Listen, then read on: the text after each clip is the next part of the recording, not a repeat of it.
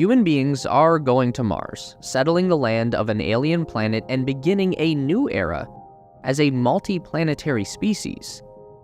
But what does that mean for life on Earth? Are we left behind as Elon Musk and his chosen few evolve to a higher level in outer space? Or is the planet Mars just another resource for us to exploit and capitalize on? One thing we can say for sure, life as we know it will never be the same. This is the space race. Everyone loves to talk about how AI will either save the Earth one day or take it over completely and knock human beings off of our top spot on the evolutionary ladder. And Mars could be the first real testing ground for how AI is going to handle the scenario where it is literally in charge of a planet. The fact of the matter is that before human beings ever arrive, Mars is going to need to be populated by robots. This isn't like going to the moon where we can just touch down, bounce around for a few hours, and then head home. Mars is the long haul, and it's going to be brutal. In order for a human crew to have any chance at doing anything effective once they arrive on the red planet, they are going to need some pre-established infrastructure, and they're going to need a helping hand. The biggest obstacle that a Mars crew is going to face on arrival is the transition from a zero-gravity environment to a medium-gravity planet. Relative to the Earth, Mars has about 1/3 the force of gravity, but that is still going to be enough to leave our astronauts temporarily crippled in the hours and even days following touchdown. If you look at astronaut Scott Kelly returning from an extended stay on the ISS, he has to be carried away from the Soyuz capsule like a giant sack of potatoes. Then they lay him down on his stomach and let him slowly figure out how to regain his balance. As he finally tries to take his first steps, there are 2 men there to hold him up and keep him from falling over sideways. It's going to take days before he can confidently walk on his own, and in addition to that, astronauts returning from 0G are going to experience nausea, dizziness, fever, and joint pain. Your body kind of freaks out. Now, imagine going through all of that while confined to a spaceship on Mars with no one around to help you. Or you could have Optimus, the Tesla bot, and his Boston Dynamics dog Spot ready and waiting to quickly nurse a crew back to full health. And not only that, but there have been dozens of these helpful automatons operating on Mars for the past 2 years. They've been busy unloading cargo ships, setting up base camp, deploying solar panel arrays, and planting the first greenhouse on Mars. Now, instead of a desperate struggle for survival, our crew is fully prepared to make the most of their time exploring the red planet and establishing humanity's foothold in deep space, and it's all thanks to AI. The autonomous robot population on Mars will outnumber the human population by a significant degree, and they're going to have a much easier time surviving up there than we will. So we get to watch this scenario play out where the silicon-based intelligence has the upper hand on the human being, and they get to decide if we live or die. That's what we're so afraid of with AI right now, isn't it? The idea that as soon as a generalized AI becomes smarter or more capable than people, they'll just wipe us out or enslave us all, turn us into batteries, whatever terrible thing you want to imagine. Mars would be the ultimate proving ground for a fully autonomous AI because there's such a long communications delay between the Earth and Mars, it's impossible to remotely control these robots. They have to be able to just work on their own and figure stuff out in real time. It also means that there's no possibility for immediate human intervention to stop the AI from making a bad decision. If you watch someone using Tesla's full self-driving beta, you're seeing AI drive a car through real-world traffic, which is kind of amazing until it's not, and then the human driver has to grab the wheel and stop the car from just driving itself into a post. On Mars, that intervention from Earth won't be able to happen until 10 minutes after the bot has already made a terrible mistake, and then it's another 10 minutes after that for Optimus to get the message that he screwed up. And then worst case scenario, if the AI does go crazy, kill humans, and take over the planet, then at least it happened first on Mars, and hopefully that at least buys us enough time to prevent it from happening again on Earth. But on the flip side, if we can use Mars to prove that AI is safe, effective, and reliable, then it could greatly accelerate the development of that technology to make life better for us on Earth. we've got to talk about how colonizing Mars is going to affect the medical field, because this mission has the potential to be extremely hazardous to people's health. But we won't know how bad the effect is until we send a few batches of people to Mars and back and see what happens to them. There's going to need to be dedicated medical research into deep space exposure on the human body.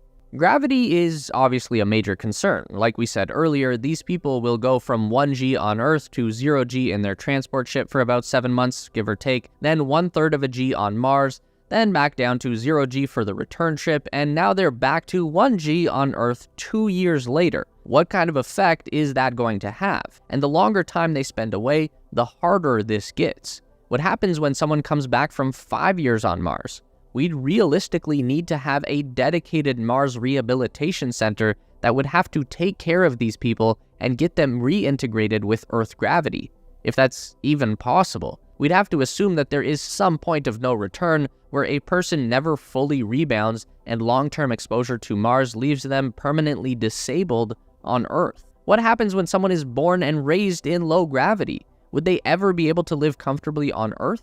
Just imagine going to space, spending 7 months weightless, and then coming down to find that the force of gravity has increased 3 times over what you've been accustomed to. It would be crushing, literally, like trying to stand up straight on board a rocket in mid-flight and without help. It would be deadly. On average, a person can only survive a force of 3 Gs for about 1 hour before they experience a full system shutdown and die. On top of gravity, we have to worry about the physical effects of radiation. The spinning iron core of the Earth generates a powerful magnetic field that surrounds the planet and shields us from the sun's most harmful radiation.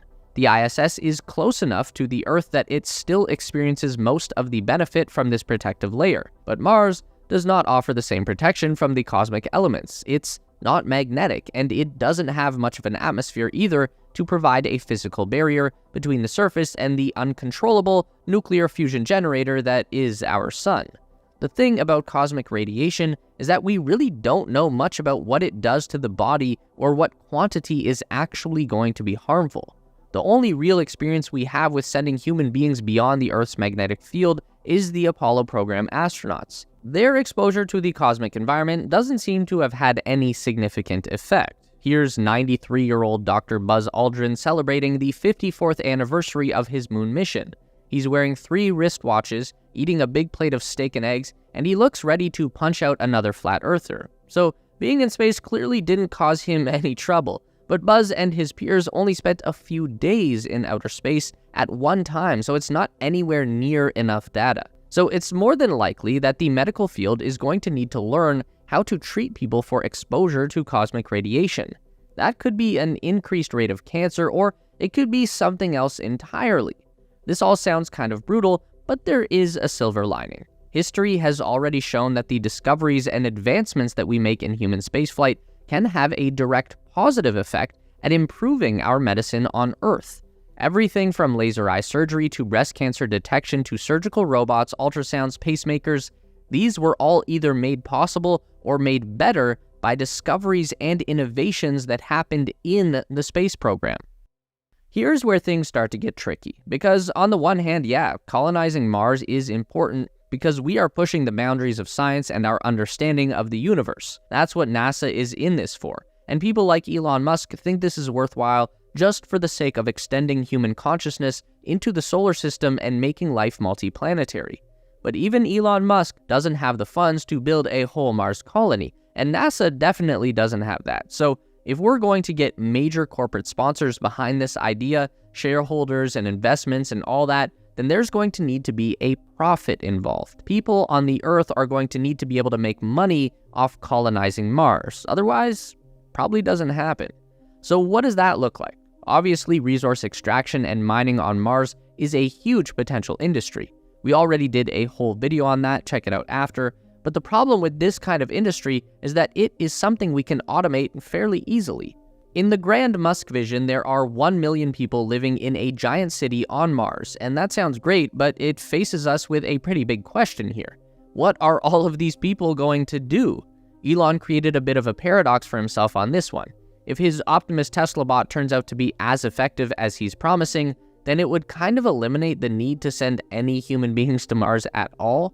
Now, that doesn't mean we won't go. It's part of our base level animal instinct to migrate and settle new land, but it really does demand a lot of thought about what the labor economy on Mars would be and how we would incentivize 1 million people to take that leap. It's hard not to think about the movie Blade Runner when you get into this headspace. A big aspect of Ridley Scott's world building in that film was this constant advertisement for off-world migration.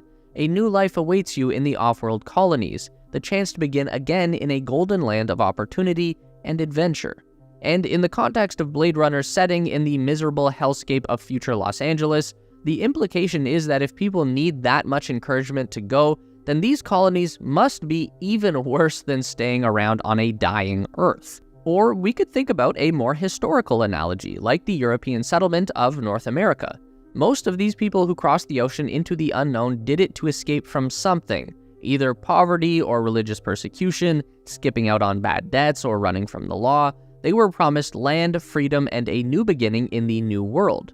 For many of them, that promise worked out. They flourished in America and built the most powerful nation on Earth. That's the story that we all know and love.